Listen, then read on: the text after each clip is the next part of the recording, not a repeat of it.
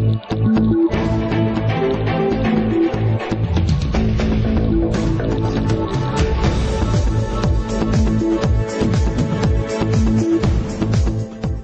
we are back now, time to get interactive, and you are on the most authoritative interactive show with Jennifer Jane Asante. Hello. Hello, Aisha. Hello, beautiful.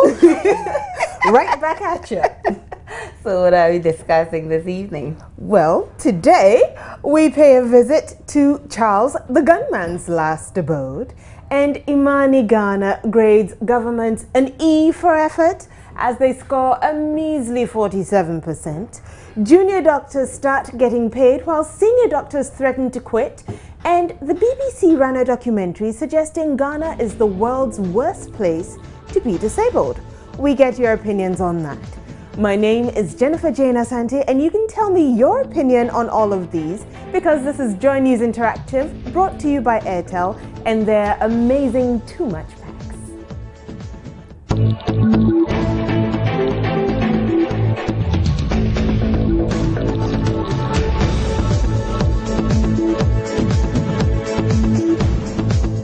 So this is how you get to be part of the show.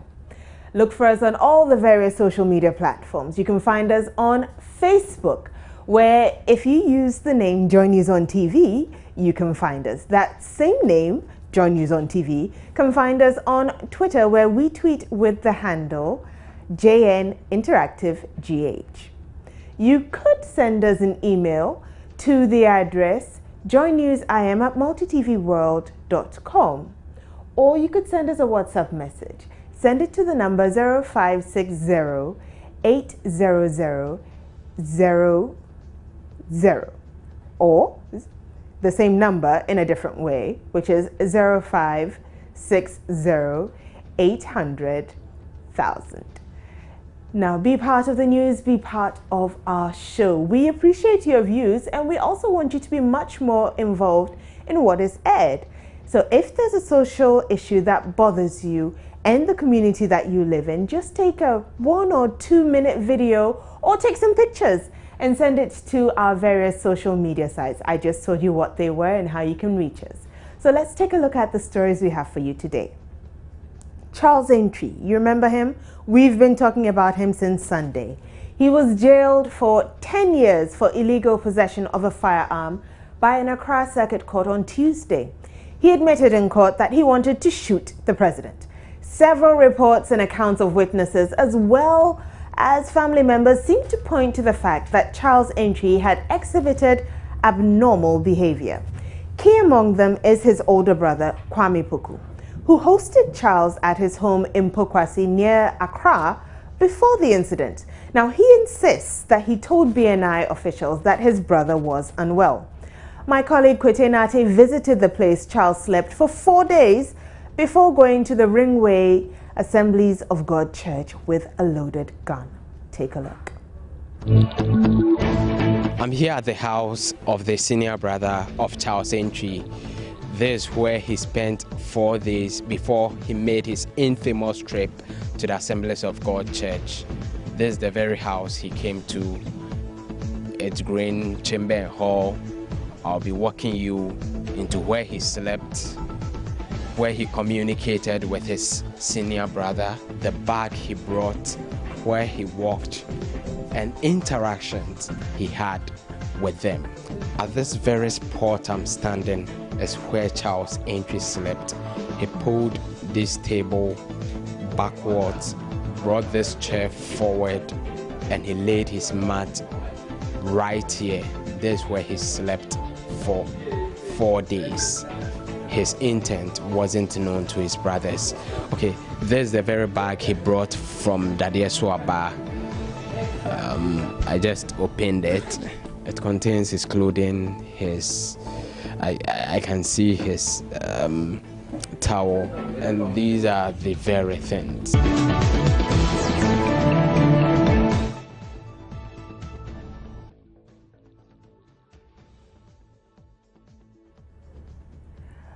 So that's where Charles was before he suddenly went riot. Let's take a look at what you guys have been saying about the issue. I have here A message from Ankara Issa Hamza in Bole. He has put out a quote that has been making the rounds on social media. It says, quote of the week, attending church regularly is good, but sometimes missing it can be life-saving. It's supposed to be a quote from Mahama in 2015. I guess you know what that means. More things coming through. This one says, I think the judge should have given him the chance to look for a lawyer, as well as allowing him to be checked if he is truly mentally sound. And it's from Lynn Black in Spintex. I'm stepping into our WhatsApp group. Nketia Ej Bernard Mbonsu in Kwanta says this ruling is a non-starter with respect to issues of judgment debt. I'm wondering how that came about. Zion says no matter what, 7th December 2016 will come, so whether mad or not mad, you must wait. Awal Chambers also has that quote of the week in the group there, and Justice is quoting on an issue we'll be looking at next. It has to do with Imani. I'll read it now just in case I forget. It says, Imani is unfair looking at the current economic situation. So those of you who don't know what Justice is talking about, you do have something to look forward to. Actually, why don't we look to that now? Now, Imani Ghana has released a report on government's performance in delivering its manifesto promises. The report says the NDC government is far behind time in executing the Better Ghana agenda as promised Ghanaians ahead of the 2016 polls. Now, the 2012 polls, because the promises were made before the elections. Now, the report released by the policy think tank has scored government an overall mark of 47%. We performed an objective assessment and we used the manifesto as the standard. All in all, there were 542 promises or 542 deliverables that the NDC promised us. And for each of these indicators, we graded it on a scale of 0 to 1. And we accumulated those scores and we put it in a weighted framework that we developed. We had 5 pillars we were looking at. We looked at governance, the economy, we looked at the social sector, infrastructure, and education. And altogether, we assigned a score, overall performance score of 47%. This 47% we deem satisfactory, even though it's on the lower end of the performance scale.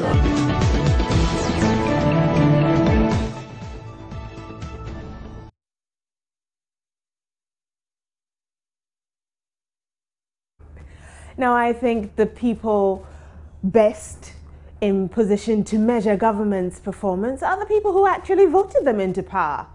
So what do you think? No, I'm sorry, but they failed. You know, based on the promises they made before they assumed power, and then considering the economic hardship we find ourselves in now, they have gargantually failed, and they don't deserve another term.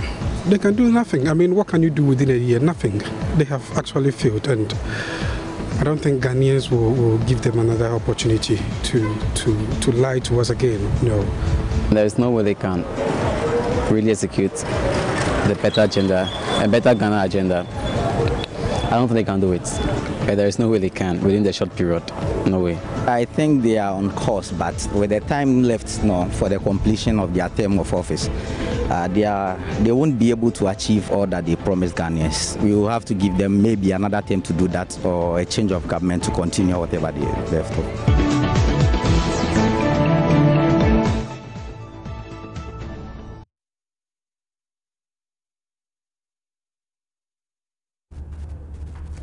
Well, I have a comment from Eugene in Petoy who says, why won't we be in debt when a politician's 1 month salary and allowance can buy a car? I love Singapore.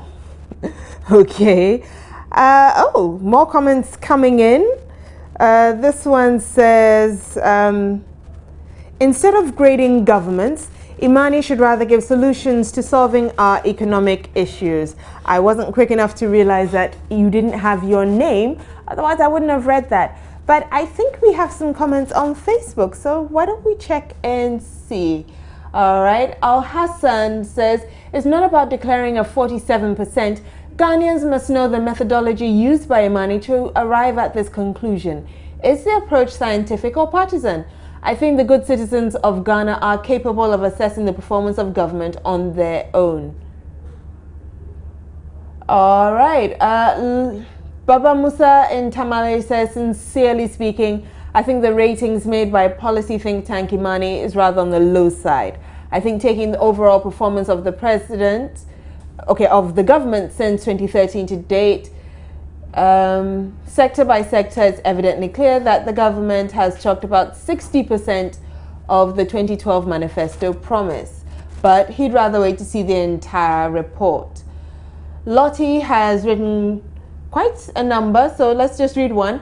Says, Imani has scored President Mahama's administration 47, that's satisfactory. Okay. Ado Dako Samuel says they've given the government more. Okay, it looks like he would have scored them much less. McDonald says, you see, everybody has so soon forgotten the so-called court case. Okay, and one more from Mohammed, who says, what is the methodology used by Imani in drawing this conclusion? They should give Ghanaians a break with those frustrated statements. His Excellency John Mahama and the NDC are doing better. Now, we've heard rumors that the disgruntled junior doctors have started receiving their salaries today. Now, if it is true, it would be in fulfillment of the assurance given the doctors by the Minister of Employment and Labour Relations on Monday, after the junior doctors picketed in front of the Comptroller and Accountant General's office in protest of their unpaid allowances. So let's talk to Dr. Nana Kisi Atefia, who's the spokesperson for the junior doctors, and verify. Hello, Dr. Atefia. Hello, good evening. Good evening. So is it true that junior doctors have started receiving their salaries? Yes, I can confirm to you that as we speak, 10 out of 91 of us have received our salaries in full. Only 10 of you? Yes, only 10 of us. Wow. We are hopeful that we anticipated these things because of the differences in the bank payment system. So we added 48 hours to what the government had promised us. So we are hoping that by close of day on Friday, all of us received full payment of our 11-month salary arrears. All right. So the 10 who have received their salaries, have they received their salaries for the full 11 months, or is it for only a short period? No, it's for the full 11 months. You know, when we met them, when we met them yesterday or 2 days ago, when we met them, when we went to Controller, what we did was initially they said they were going to pay 64 of us all our monies this month and the remaining 27 by the end of August, but we refused that offer, and upon the intervention of the Honorable Haruna Idris, they decided to pay everybody by close of day today. But we anticipate that you would have these problems for the 64 of us who are on payroll, and the 27 of us will be paid through our institutional mechanism. So this morning, I've been in touch with the Honorable Haruna Idris. He has shown me a letter that confirms that Bank of Ghana has paid for the 27 people the full 11 months arrears into the institutional account. So tomorrow by this time, it should have reflected for them to take their checks. Now, the problem is with the 64. On the 64, Bank of Ghana also says that she has paid it into our account. I can confirm that Stanbic, Stanchart, UBA, UT Bank, EcoBank, and then NIB have paid their workers. So that makes it 10, leaving 54 of us. Now, for the 54, I've been informed by a contact at the Prudential headquarters that the monies have indeed reached them. So they are just doing a few verification, and that hopefully by tomorrow they will start effecting payments into those who have Prudential bank accounts. And majority of the 54 left are Prudential bank account holders. So we are They're also waiting on Fidelity Bank and another bank. So if they are watching through your channel, we are just hoping that they speed up work on it, so that, because by Friday we have done our part, we have worked. It should never have gotten to this point. We have been sensitive. We have shown goodwill and extended it to Friday, but we cannot still be made to bear the brunt for systemic failure up until Monday, because people must feed, people must be able to work. Okay, so Friday, if the rest of you don't get your money, what's going to happen? Well, if the rest of us, I mean, my dear, see, even when it was 91 of us, see the way we have had to struggle. As I speak, I'm very, very tired, and I even have night duty starting in 30 minutes. See the way the rest, we struggled as 91. How much more leaving 3 or 4 people? I don't think it boils down well for the solidarity that we've all been preaching. So until everybody gets paid, we are not backing down. And we told them that if even one person is left out, all of us have signed an undertaking to come back and support that person as Controller and Accountant General's premises to get his or her salary. Okay. Well, thank you very much for talking to us. Thank you. And I hope you get your money. Yes, I hope so too. I want to use this opportunity to thank you guys. You've been great. Without you, we wouldn't have known where to actually go with our story. We'd only advise that next time the people at the ministries would be proactive rather than reactive and wait for somebody to agitate before they pay them salaries, because it cannot happen that somebody goes a month without salary. The person cannot survive. Thank you very much. You're welcome. Well, when we come back, we'll still be talking about the medical issue, but not junior doctors. This time it's the senior doctors.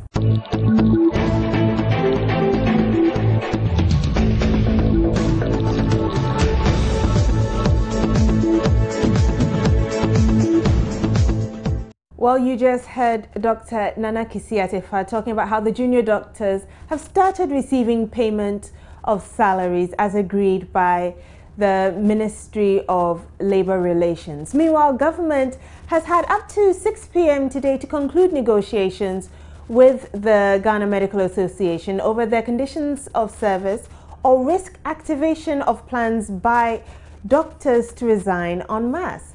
My colleague Matilda Wemega has been following the issue and she can give us an update. Matilda, are the doctors still in a deadlock with government?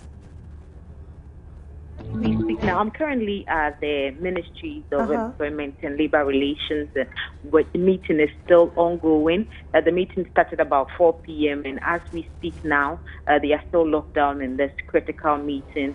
A while ago, I saw the Deputy Minister of Finance step down. I don't know exactly what agreement they have reached now, but it looks like any moment from now, we should be hearing something from the doctors and then the ministry as well. But you know that the doctors are saying that if these concerns are not addressed today, they would begin with the... so they are saying that if these issues are not addressed, they are going to resign en masse. And this is going to be in phases. It's going to start with the withdrawal of their services at the OPD, and then it continues there to about 3 weeks where they'll finally leave the service in general. So we are still hanging around to see how this meeting will end, and then hopefully we'll bring you some details on the outcome of the meeting today. All right. Thank you, Matilda, and we look forward to hearing the full report when we get to Joy News Prime. We appreciate your views and we want you to be much more involved in what we air here on Joy News Interactive. So if there is a social issue that bothers you and the community that you live in, just take a short video or take pictures and send it to our various social media sites and we will do a feature on you. Talking about things that concern you, somebody did something, we put it out there. On Friday, I believe her name was Mavis. Now on to something else. Sophie Morgan, a British author and a journalist, visited Ghana in November 2014 with a mission to follow up on a human rights report which stated, among others, that Ghana was not doing enough to make the lives of persons living with disability easy. Sophie produced a documentary showing scenes of her visit to some healing camps, shrines, and the National Council of Persons Living with Disability to find out if indeed the contents of the report were true. She concluded her documentary asking if Ghana was indeed the worst place to live in the world as a person living with disability. So our trending video today is the trailer of her documentary, which aired on the BBC on Tuesday night. This child was left when she was born, that her parents wanted her killed. No! I can't really get my head around it. How long have you been in here? 15 years. This man murders disabled children and no one's doing anything about it. In fact, he's being paid. The world's worst place to be disabled. Quick question though. Is Ghana the world's worst place to be disabled? We asked that question, and that's what we found out. Outside Ghana, the disabled people, they keep them at some places, but Ghana, they've been walking around disturbing. You have to treat them well. At least you have to put them at some place, then we treat them fair. If I was disabled, what? I would have killed myself. Ghana is not the right place for us. Well, Ghana is not the right place for them. Yeah. My reasons are well kept to myself, but it's not the right place. How our disabled, sometimes they always begging on the streets, and the government has to do something about them. We don't treat them right. Anywhere you pass, you will be seeing them around. We passed the disability law, and I think that is in place and on course, but we are here to see how effective the implementation of such law is. So we look forward to something better from that policy. Of course, they are not treated right in Ghana at all. When you go to is it Manfi, School for the Blind and other places, they always complain, but the government has turned deaf ears, as if they don't even know. The government is not aware of disabled, people in the country. They are not being treated well at all.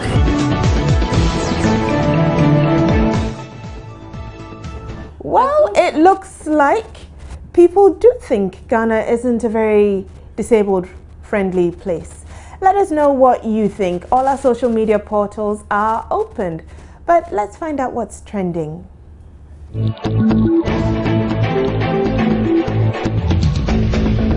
Sometimes I really wonder how these hashtags start, but hashtag Inodehia and hashtag I read is what is trending on Twitter. Let's take a look. I'll start with Inusa Yusuf Bassett, who tweets at @Bassett. He says, why do girls lock their hearts with a stainless steel padlock today and become a prayer warrior in future in search of a husband? Hashtag Inodehia. If you say so, Yusuf. General J, hashtag Just J at the best of J says, TV license, hashtag Inodehia. I know, right? Gamma, who tweets at GammaRay23 says, so as you off the light this morning, what do they want make I tell you, Mahama? But I cool down. Inodehia. Hashtag Inodehia.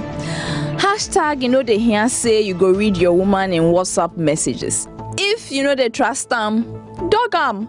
Well, Dave Money, maybe she reads his messages.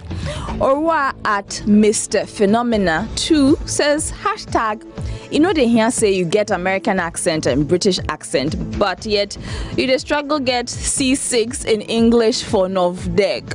Oh my God, I know, right? Ibenzi at Ibenzi is here. He says, we all day trusky inside, then you raise your phone high, make everyone see who you dey chat plus. Hashtag Inodehia. It's so annoying. Let's move on and check out the hashtag I read. GH Comedy Avenue, who tweets at Owusuo J, says, hashtag I read is when a Kriadon called they go Italy with no degree while you have your PhD, but you still dey at Tebubu.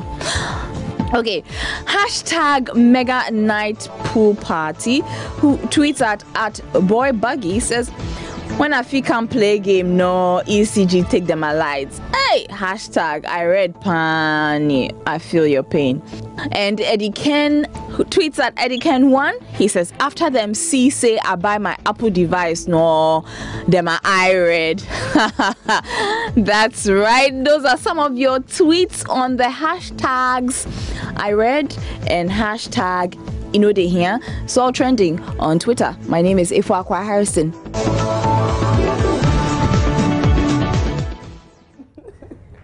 So you did the studio, they smile, they laugh. You know they hear. David Babu, if he say when I get snow, then I read. Time. This is Joy News Interactive. My name is Jennifer Jane Asante. My name is Aisha Ibrahim. Enjoy the rest of our program. Etel brought you this show. We have great programs coming up. Good night.